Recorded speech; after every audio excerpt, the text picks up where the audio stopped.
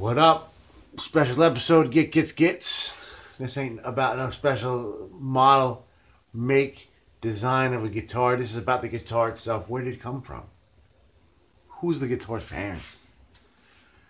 What's the history of the guitar, man? It's such a special thing in our culture, man, in our world. All of our crazy people that watch this and all those other things all on YouTube about the guitar.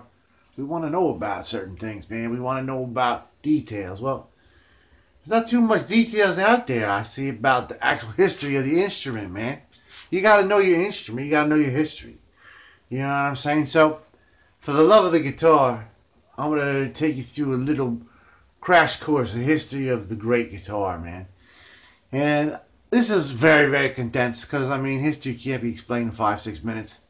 But, I mean, it's just for your knowledge, man. Just for your special entertainment, intellectual being. So let's talk about the guitar, man. Let me flip you around here. Guitar has like an ancient history going back 5, 6, 7,000 years. As we know it today, the modern guitar is a relatively new instrument, only about 200 years old. So let's go to the pre-history here. This is like ancient Egyptian. You know, we're talking, 4,000 or 5,000 years ago. There were these girls in Africa that shaped these instruments. They're called a kora, out of like a gourd and like a stick, and they would stick the stick into the gourd. Sometimes, add 1 or 2 other sticks as handles and like tuning prongs, and attach like sinew to it. You know what I mean? Little strings, and you can see the little pieces of like leather and sinew frets these girls have put on these little guitars. I got a better one here. Here's one of the little slave girls. Those wonderful Egyptians. So here's some kind of even tuning mechanism here that you can see, and again, it's got like little tuning things. So the kora, like I'm saying, that's an ancient instrument, but it still exists in some form. In Western Africa, the kora is still used. You know what I mean? And I actually have one in my collection. Here we go. This is a kora. I got this. This is probably about 20 years old. This is a presentational piece, meaning like made for tourists, but it's really, made by like the same people that make like their tribal, koras. And as you can see, it's a big old dried gourd, it's a piece of hide stretched over that's been, and the strings run above it. It's decorated with like little shells and stuff. It's made out of modern material, but it's made by the same, people have been doing it for generations. This I got for like 20, 30 bucks, something like that, at a flea market. The guy who came, straight from West Africa with a whole bunch of stuff. So, that's cool, man. It's a kora. You know what I mean? Ancient stuff right there, my friends. So, the kora was basically, the Egyptians enslaved many people. And, by the turn of the millennia, 400 BC, and the Hellenistic Greece, we see people playing the lute, man. The lute was, the civilized version of the kora, which, what I'm saying, came into Greece through the Mediterranean. And, the white man, so speak, jam with his Arab brethren. See, they're both jamming out on medieval lutes, some type of friendship to be had. So they shared their musical ideas and their instrument ideas. It was like a free, And this is some medieval shit right here. This guy's got a huge old lute, The lutes kind of became like the guitar, Like this guy, you can see he's got definitely like the lute action going on. And this boy over here's got something that's more guitar-like looking. But essentially, there was really no like real demarcation at this point. Now we're getting into the late Renaissance era where there's a delineation between like, the lute guitar kind of instrument with the bowled back and like a violin, like an early violin, which is played with a bow. We see that come about, right, through the Renaissance. The late Renaissance, you see this bowled back. These people are partying down. Look at this dude. He's getting some right there, man. Jamming out, these chicks jamming out. This girl's got a little flute. She's blowing her flute. Look at this girl blowing down here. See that bowled back? With that strange headstock there. And we see this late Renaissance You know what I'm saying?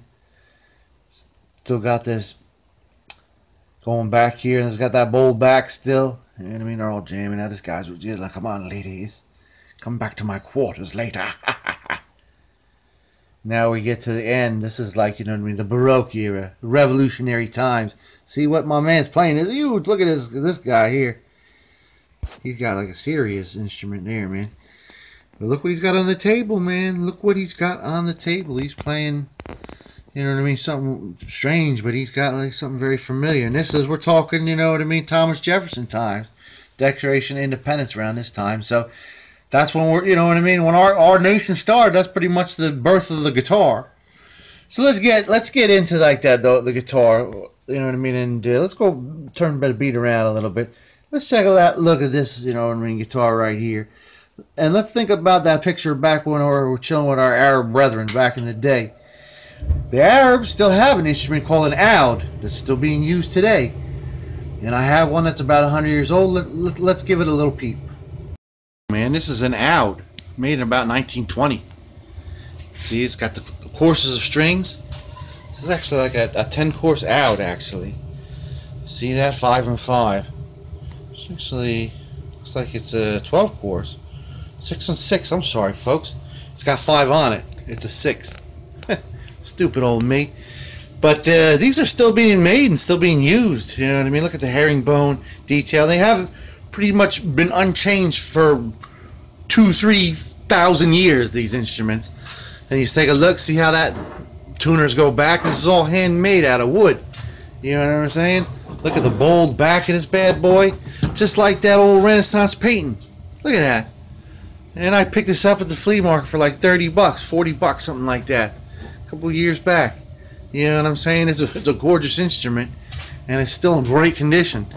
You know what I mean? Even not being, you know what I mean, 10,000 years old, it's still like a piece of history because, you know what I mean, you saw those pictures. The instrument is essentially the same, and it's got this heavy rosette sort of inlay, which most of those early guitars, you know what I mean, and some of those Renaissance guitars had frets, some of them didn't. The Arab, you know what I mean, pickers didn't really like the frets as much as the European ones, but you know, you'll see different instruments have different, you know what I mean, sort of throughout the centuries configurations. So this is a great instrument, you know what I mean. I've messed around with it a little bit, and I mean, it's not something that's really that I like to jam out on because it's, you know what I mean, a little precarious the condition that it's in. But I mean, it gives you a taste of like what a real, you know what I mean, medieval instrument would sound like. So this was improved upon, I think. The first country I want to talk about with the development of the modern guitar, and I'm not talking about those 10-course guitars, you know what I mean, and those strange, you know, 8-course guitars in the late, you know, revolutionary period. I want to talk about what came out in like the 1820s, 1830s, the modern guitar. And I think the country that really first improved on it, you know what I mean, brought it into the forefront was Germany, man.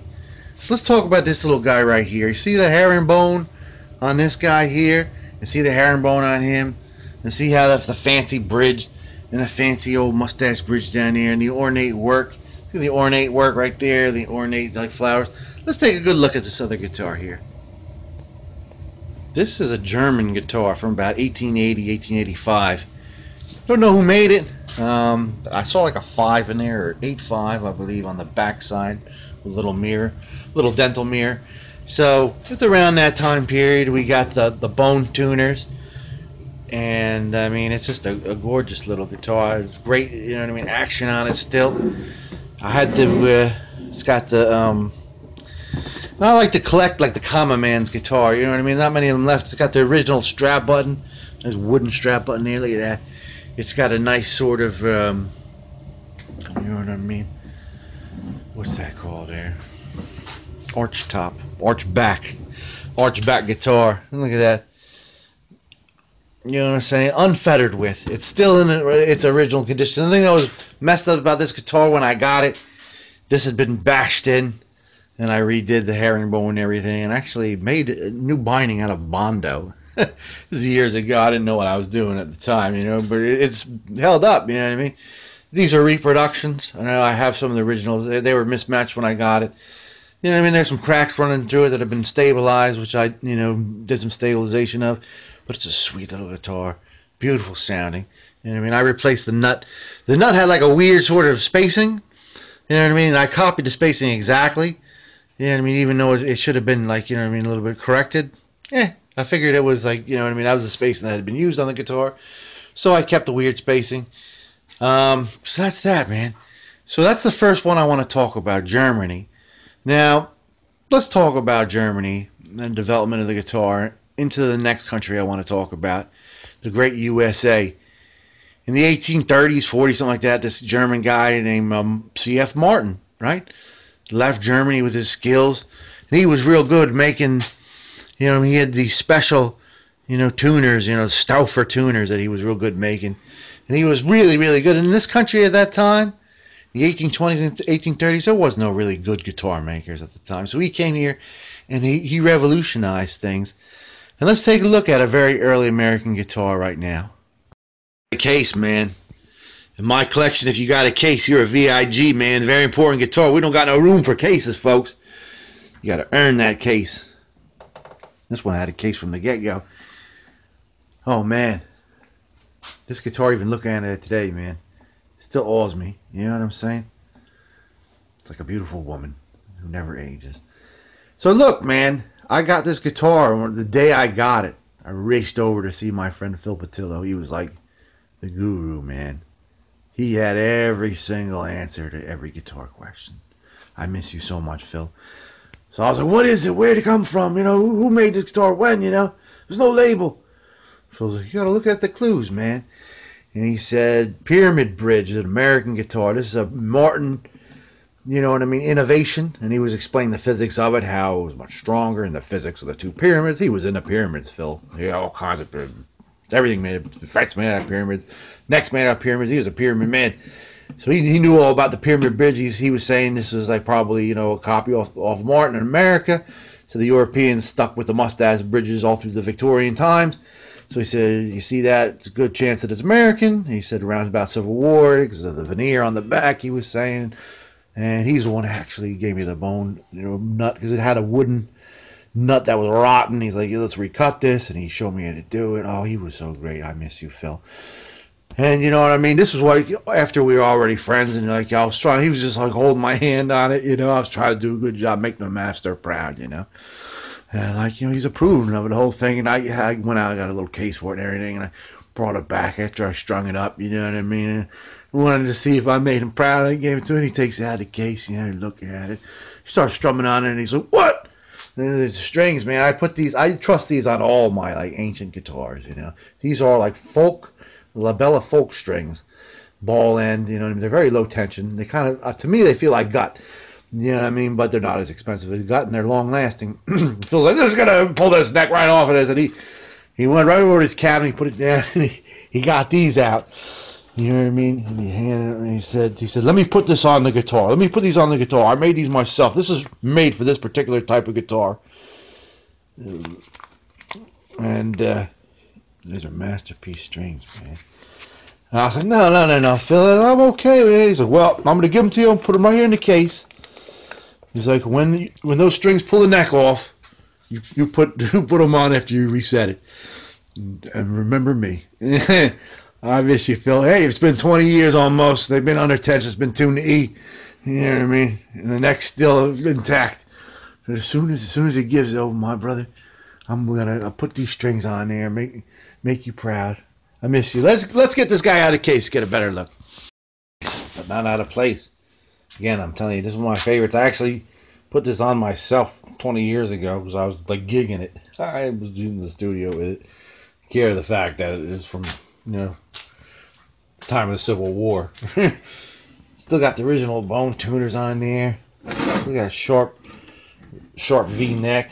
It's got some burl veneer on it. A little chipped up here and there, but doesn't really matter, man. I love the common man's guitar. You know what I mean? Think about the songs that have been played on this. You know what I'm saying? That's incredible. So, again, you know what I mean? American, sort of contribution to guitar, didn't end here. But I want to go back to Europe a little bit. And I want to talk about what was happening concurrently in Spain around the same time that Martin was over here in America. So there was a guy named Torres in Seville who was building a different kind of guitar that you might find familiar. I don't have a Torres guitar, or we wouldn't be talking right now. You know what I mean? I'd be on my yacht with my cigar, but let me get a guitar similar to that. So it's not a Torres. This is about 1925, Juan Estruch from Barcelona. You can tell that it's that era because, like, the late 20s, they switched out the label. This one just said, you know, Barcelona on the label. And when they were being imported, you know, right around the time of the First World War, the government insisted on everything being labeled as to what country came in, so it went through customs. They put this big old ugly brand on the back of it, and Estruch didn't really like his, you know, beautiful masterpiece guitars being branded. So in the late, you know what I mean, 20s, he had the label reprinted, and it said Barcelona, made in Spain, you know, clear in English. So there was no confusion. So a branded guitar, you're probably talking about, you know what I mean, the late, you know, teens, early 20s. So this guitar is one of my favorites, man. The great Chet Atkins actually used to do his picking and grinning himself on like a 50s, 40s model Estruch. This guitar is like more glue now than it is, but it's all original. It's still got everything there. There's nothing it's got the original tuners. You know, it's been fixed a million times until next Sunday. There's all kinds of cracks running all over it, and you know what I mean. The thing's it's a horrible condition, but it plays like a dream. The action is beautiful. On original bridge, you know what I mean. Everything's still original. It's just been glued a million times. So this is another one of my favorite guitars. We're talking like 1920, but it's in the style of Torres. You know what I mean. That basic early Spanish guitar. You see all kinds of Spanish guitars. I got them all over the place in the nylon classical guitar. I mean, that's the modern classical guitar. This is one that got beat up by my cousin. This is one that I got for like $2 at the flea market. You know what I'm saying? They're all over. They fill our world. So this is one of the originals, you know, and this was, you know, happened concurrently with what was happening in America. So those are the big three, you know what I'm saying? Talking about Germany, we're talking about Spain, and the great US of A. So let's talk about one last little side note to the USA. Meanwhile, in the USA, folks, still living in the USA, around about the turn of the 20th century, you know what I'm saying? People wanted to be heard. And these nylon gut string guitars, you know what I mean? They weren't nylon then, they were gut. You know what I mean? They weren't loud enough. You know what I mean? They weren't honky-tonk enough. So my man Orville Gibson, George Washburn, you got the old steel string guitars going, folks. This is from 1922. It's already got a truss rod. Well, Orville Gibson, God bless you, my brother. I'm going to do a whole piece about this guitar in itself. This is another one of my favorites, but that's for another video, folks. So, there you go, man. Steel string guitar, early 20th century. Gibson, Orville Gibson, he's the man. There you go, man. The triumvirate. Germany, Spain, and the great USA. The inventors of the modern guitar. History in just, you know, 15, 20 minutes there, folks. God love you. Welcome to my world. So there you go, man. Some basic history for you. This is a guitar, you know what I mean? It's come into its modern form in the past 200 years with the modern tuning, modern 6 strings, you know, the basic fretboard. You know what I'm saying? So there it is. So let's give you a couple of sound tests, starting with this guitar here from 1860, made here in the great USA. What kind of shoes you gonna wear? Well, my golden slippers are laid away, and I ain't gonna see them till my wedding day. An old gray horse that I used to ride, hitched to the chat in the morning. Oh, them golden slippers, oh, them golden slippers, I'm gonna wear to walk the golden street. There it is, man. Next up. You're next, folks.